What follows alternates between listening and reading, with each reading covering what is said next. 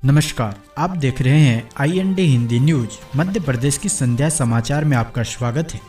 चलिए जानते हैं दिन भर की सभी महत्वपूर्ण खबरों को। सभी लेटेस्ट न्यूज देखने के लिए चैनल को सब्सक्राइब करें और लाइक करना ना भूलें।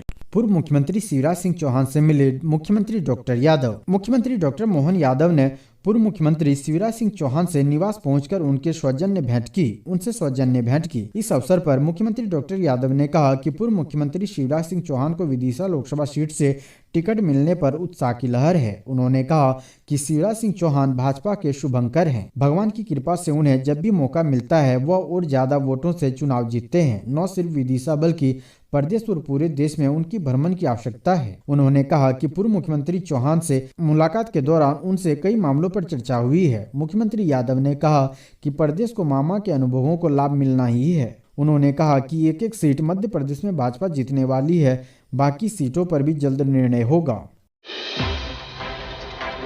भोपाल में रिटायर्ड IPS सुखराज सिंह ने ज्वाइन की बीजेपी। मध्य प्रदेश के रिटायर्ड IPS सुखराज सिंह ने रविवार को बीजेपी ज्वाइन कर ली। भोपाल में प्रदेश भाजपा कार्यालय में बीजेपी प्रदेश अध्यक्ष VD शर्मा, पूर्व गृह मंत्री डॉक्टर नरोत्तम मिश्रा ने उन्हें पार्टी की सदस्यता दिलाई है। बता दें कि सुखराज सिंह पूर्व सूचना आयुक्त भी रह चुके हैं। इस दौरान सुखराज सिंह ने कहा कि सेवा करने के इरादे से बीजेपी में आया हूं। बता दें कि लोकसभा चुनाव के लिए बीजेपी ने शनिवार को उम्मीदवारों की पहली लिस्ट जारी की है। इस लिस्ट में मध्य प्रदेश से 24 नामों का ऐलान किया गया है। इस बार पार्टी ने सूबे के पूर्व मुख्यमंत्री शिवराज सिंह चौहान को विदिशा से टिकट दिया है, तो वहीं केंद्रीय मंत्री ज्योतिरादित्य सिंधिया गुना से लोकसभा चुनाव लड़ेंगे। इतना ही नहीं, भोपाल से मौजूदा सांसद प्रज्ञा ठाकुर का टिकट काटकर आलोक शर्मा को पार्टी ने अपना उम्मीदवार बनाया है। मध्य प्रदेश बीजेपी अध्यक्ष VD शर्मा को फिर से खजुराहो से टिकट दिया गया है। हनी ट्रैप कांड में कमलनाथ को बड़ी राहत, पेन ड्राइव से जुड़ी अर्जी हुई खारिज। इंदौर की जिला अदालत ने सनसनीखेज हनी ट्रैप कांड की पेन ड्राइव के संबंध के मामले में कमलनाथ को बड़ी राहत दी है। राज्य पुलिस के विशेष जांच दल द्वारा पूर्व मुख्यमंत्री कमलनाथ को 3 वर्ष पूर्व भेजे गए नोटिस को लेकर दायर बचाव पक्ष की एक अर्जी शनिवार को खारिज कर दी। अभियोजन पक्ष के एक अधिकारी ने यह जानकारी दी। बचाव पक्ष ने अपनी अर्जी में कहा था कि पुलिस ने हनी ट्रैप कांड में आरोपियों को फंसाया है और कमलनाथ से इस मामले की कथित पेन ड्राइव जब्त करके इसकी जांच आवश्यक है, ताकि गुण दोष के आधार पर मुकदमे का निपटारा हो सके। SIT ने कमलनाथ के उस कथित बयान के आधार पर वर्ष 2021 में नोटिस जारी किया था, जिसमें उन्होंने हनी ट्रैप कांड की पेन ड्राइव उनके पास होने का दावा किया था।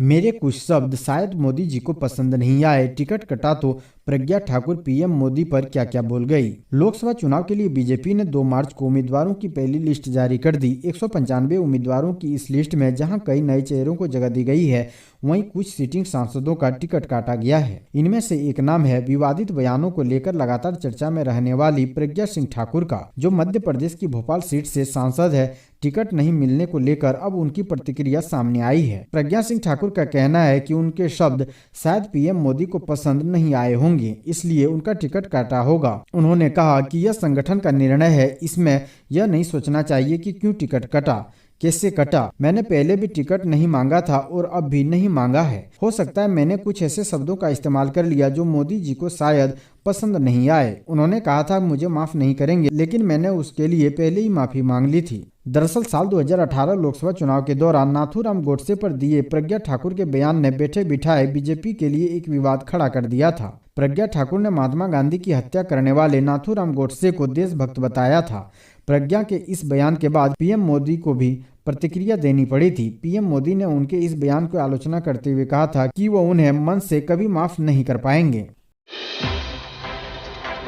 मध्य प्रदेश के पूर्व CM शिवराज बोले, कांग्रेस के साथ अन्याय कर रहे राहुल गांधी। मध्य प्रदेश के पूर्व मुख्यमंत्री शिवराज सिंह चौहान ने कांग्रेस नेता राहुल गांधी की न्याय यात्रा पर प्रतिक्रिया व्यक्त की है। शिवराज ने मीडिया से बातचीत करते हुए कहा कि राहुल गांधी जी कांग्रेस के साथ अन्याय कर रहे हैं। जहां जहां से उनकी यात्रा गुजरी वहां वहां कांग्रेस का बंटाधार हुआ है। वे जहां जाते हैं वहां कांग्रेस के नेता पार्टी छोड़ रहे हैं। शिवराज ने कहा कि कांग्रेस के नेता भी राहुल गांधी के साथ अन्याय कर रहे हैं। उन्होंने कहा कि पहले भी राहुल गांधी की यात्रा जहां से गुजरी थी मध्य प्रदेश में, वहां कांग्रेस हार गई। जहां जहां पांव पड़े राहुल के, तहां तहां कांग्रेस का बंटाधार। कांग्रेस को इस हालत में पहुंचने का श्रेय उन्हीं को जाता है। शिवराज सिंह चौहान बोले, मध्य प्रदेश की सभी 29 लोकसभा सीटों पर जीत दर्ज करेगी भाजपा। मध्य प्रदेश के पूर्व मुख्यमंत्री और आगामी लोकसभा चुनाव में विदिशा से भारतीय जनता पार्टी उम्मीदवार बनाए गए शिवराज सिंह चौहान ने शनिवार को दावा किया है कि पार्टी राज्य की सभी 29 संसदीय सीट पर जीत दर्ज करेगी।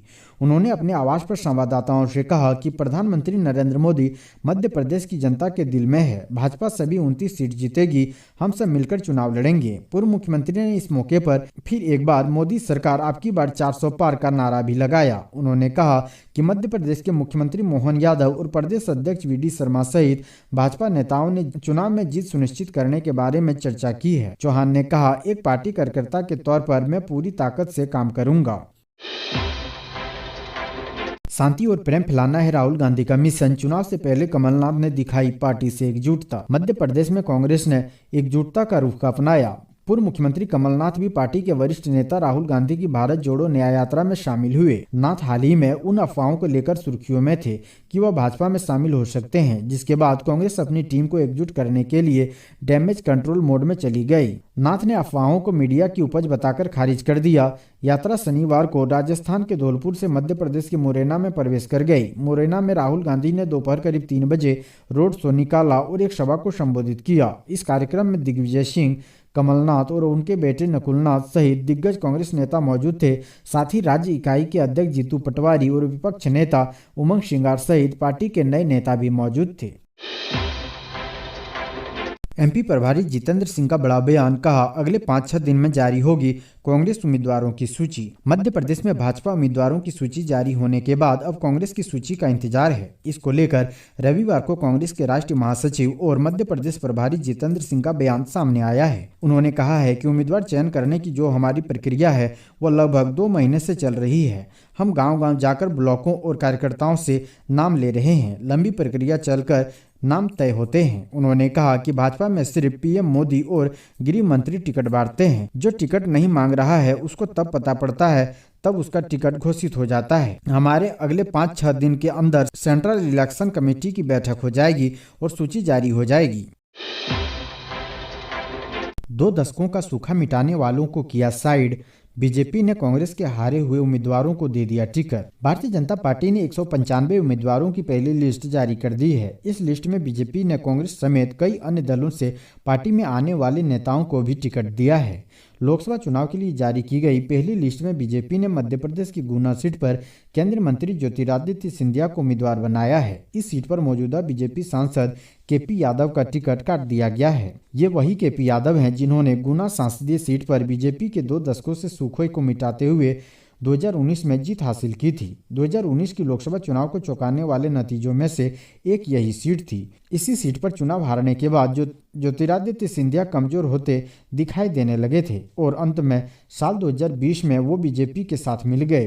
पहले लोकसभा चुनाव यानी साल 2019 में केपी यादव ने 1,25,549 वोटों से ज्योतिरादित्य सिंधिया को मात दी थी। केपी यादव को कुल वोट का 52.11% यानी 6,14,049 वोट मिले थे। वहीं ज्योतिरादित्य सिंधिया को 41.45% यानी 4,88,500 ही वोट मिले थे।